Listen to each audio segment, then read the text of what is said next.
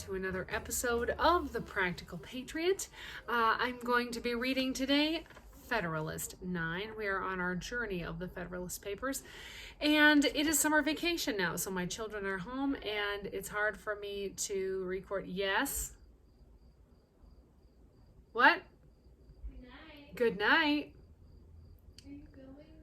Sorry. I am. That's okay. I was just talking about how my children are home from school. You might have to cut that part out, That's okay. This is just fine. Federalist 9, children are home from school for the summer, so I'm going to be doing some of my recording at night when it's quiet, because everybody's asleep. You can probably hear the crickets going chirp, chirp, chirp in the background. So we are going to read Federalist number 9, and it was written by Hamilton once again. The title is The Utility of the Union as a Safeguard Against Domestic Faction and Insurrection. And again, it's late, I'm tired, and these are really, really tiny words, so let's do it. A firm union will be of the utmost moment to the peace and liberty of the states, as a barrier against domestic faction and insurrection. It is impossible to read the history of the petty republics of Greece and Italy without feeling sensations of horror and disgust at the distractions with which they were continually agitated, and at the rapid succession of revolutions by which they were kept perpetually vibrating between the extremes of tyranny and anarchy. If they exhibit occasional calms, these only serve as short-lived contrasts to the furious storms that are to succeed. If now and then intervals of felicity open themselves to view, we behold them with a mixture of regret, arising from the reflection that the pleasing scenes before us are soon to be overwhelmed by the tempestuous waves of sedition and party rage. If momentary rays of glory break forth from the gloom while they dazzle us with a transient and fleeting brilliancy, they at the same time admonish us to lament that the vices of government should pervert the direction and tarnish the luster of those bright talents and exalted endowments for which the favored soils that produced them have been so justly celebrated. From the disorders that disfigure the annals of those republics, the advocates of despotism have drawn arguments, not only against the forms of republican government, but against the very principles of civil liberty. They have decried all free government as inconsistent with the order of society, and have indulged themselves in malicious exultation over its friends and partisans. Happily for mankind, stupendous fabrics reared on the basis of liberty, which have flourished for ages, have in a few glorious instances refuted their gloomy sophisms. And I trust America will be the broad and solid foundation of other edifices not less magnificent, which will equally be permanent monuments of their error. But it is not to be denied that the portraits they have sketched of republican government were too just copies of the originals from which they were taken. If it had been found impracticable to have devised models of a more perfect structure, the enlightened friends of liberty would have been obliged to abandon the cause of that species of government as indefensible. The science of politics, however, is like most other sciences. Oops, I lost my spot. Oh, there we go. Like most other sciences, has received great improvement. The efficacy of various principles is now well understood, which were either not known at all or imperfectly known to the ancients. The regular distribution of power into distinct departments, in the introduction of legislative balances and checks, and the institution of courts composed of judges holding their offices during good behavior, the representation of the people in the legislature by deputies of their own election, these are either wholly new discoveries or have made their principal progress towards perfection in modern times. They are means, powerful means, by which the excellences of Republican government may be retained, and that is small r Republican when I read the Federalist Papers here, not party, but Republican government. They are means and powerful means by which the excellences of republican government may be retained and its imperfections lessened or avoided.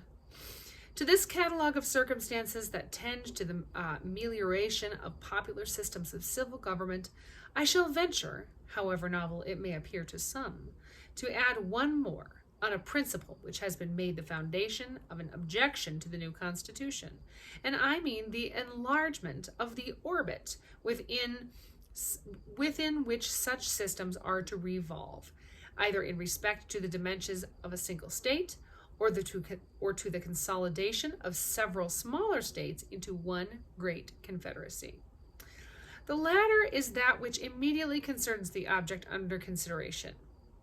It will, however, be of use to examine the principle in its application to a single state which shall be attended to in another place. The utility of a confederacy, as well to suppress faction and to guard the internal tranquility of the states, as to increase their external force and security, is in reality not a new idea. It has been practiced upon in different countries and ages, and has received the sanction of the most approved writers on the subject of politics.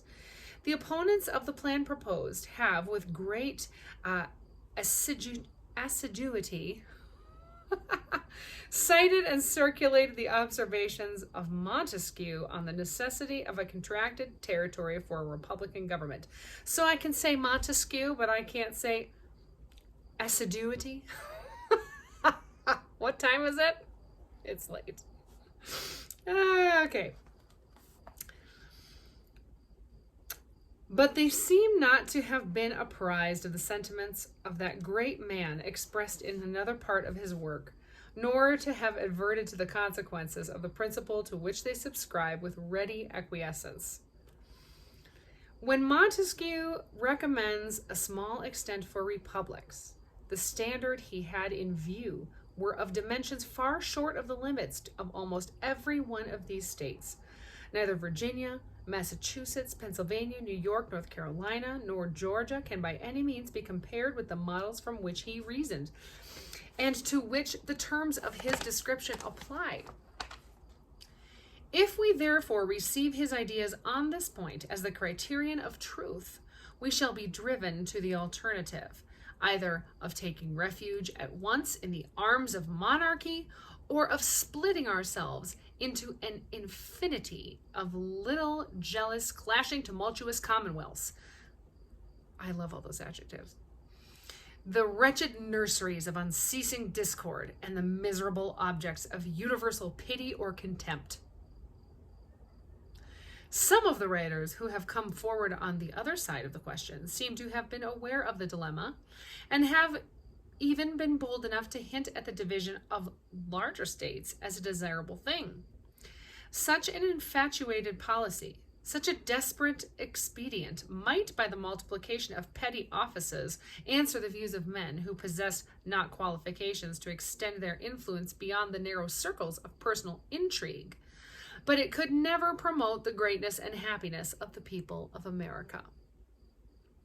Referring to the examination of the principle itself to another place, as has been already mentioned, it will be sufficient to remark here that in the sense of the author who has been most emphatically quoted upon the occasion, it would only dictate a reduction of the size of the more considerable members of the Union, but would not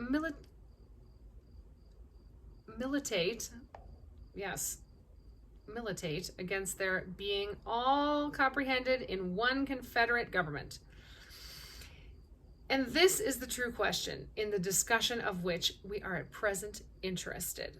So far are the suggestions of Montesquieu from standing in opposition to a general union of the states, that he explicitly treats a confederate republic as the expedient for extending the sphere of popular government and reconciling the advantages of monarchy with those of republicanism. It is very probable, says he, that mankind would have been obliged at length to live constantly under the government of a single person, had they not contrived a kind of constitution that has all the internal advantages of a republican, together with the external force of a monarchical government, I mean, a confederate republic. Quote, the form of government is a convention by which several smaller states agree to become members of a large one, which they intend to form. It is a kind of assemblage of societies that constitute a new one, capable of increasing by means of new associations till they arrive to such a degree of power as to be able to provide for the security of the united body. A republic of this kind, able to withstand an external force, may support itself without any internal corruption. Don't we wish that was true? Unfortunately, that doesn't happen.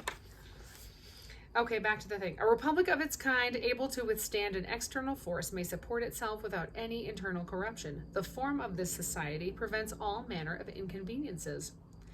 If a single member should attempt to usurp the supreme authority and credit in all the he could not be supposed to have an equal authority and credit in all the Confederate States. Were he to have too great influence over one, this would alarm the rest. Were he to subdue a part that which would still remain free, might oppose him with forces independent of those which he has usurped and overpower him before he could be settled in his usurpation.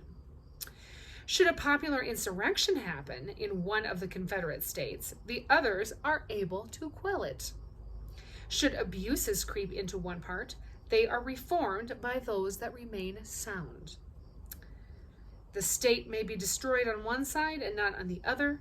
The Confederacy may be dissolved, and the Confederates preserve their sovereignty. As this government is composed of small republics, it enjoys internal happiness of each. And with respect to its external situation, it is possessed by means of the association of all the advantages of large monarchies. I have thought it proper to quote at length these interesting passages, because they contain a luminous abridgment of the principal arguments in favor of the Union, and must effectually remove the false impressions which a misapplication of the other parts of the work was calculated to produce.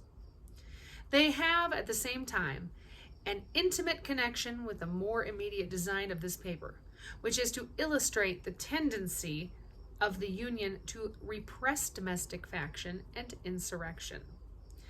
A distinction more subtle than accurate has been raised between a confederacy and a consolidation of the states. The essential characteristic of the first is said to be the restriction of its authority to the members in their collective capacities, without reaching to the individuals of whom they are composed. It is contended that the National Council ought to have no concern with any object of internal administration. Shall I repeat that? It is contended that the National Council ought to have no concern with any object of internal administration. An exact equality of suffrage between the members has also been insisted upon as a leading feature of a Confederate government. And for those of you who might be young, who maybe haven't taken a history class before, not that this is a history class, but in this, when they talk about suffrage, they're talking about votes. That's what suffrage means. So, these positions are, in the main, arbitrary, and they are supported neither by principle nor precedent. It has indeed happened that governments of this kind have generally operated in the manner which this distinction taken notice of supposes to be inherent in their nature, but there have been in most of them extensive exceptions to the practice which serve to prove, as far as example will go, that there is no absolute rule on the subject.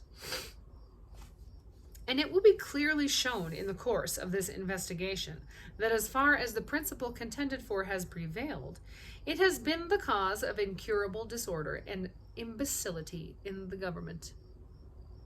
He just called them imbeciles. Has anything changed? The definition of a Confederate Republic seems simply to be, quote, an assemblage of societies, end quote, or an association of two or more states into one state. The extent, modifications, and objects of the federal authority are mere matters of discretion. So long as the separate organization of the members be not abolished, so long as it exists by a constitutional necessity for local purposes, though it should be in perfect subordination to the general authority of the Union, it would still be in fact and theory an association of states, or a confederacy.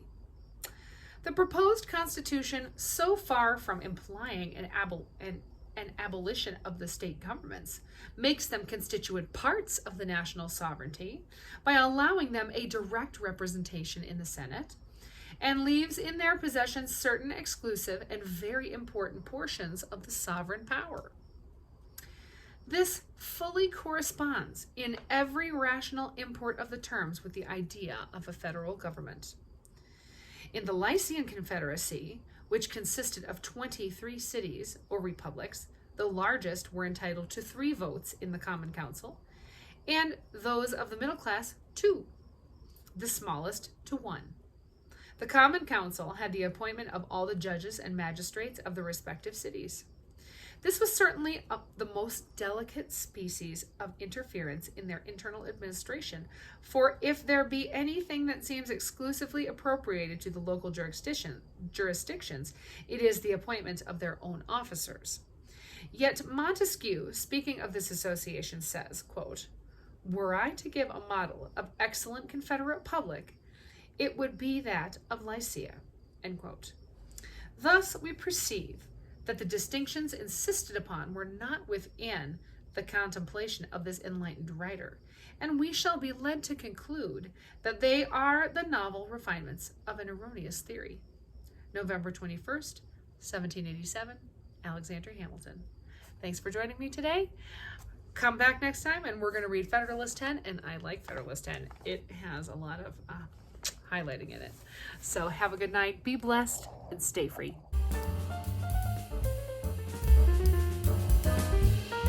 Thanks for watching The Practical Patriot. Like and subscribe below. That's right.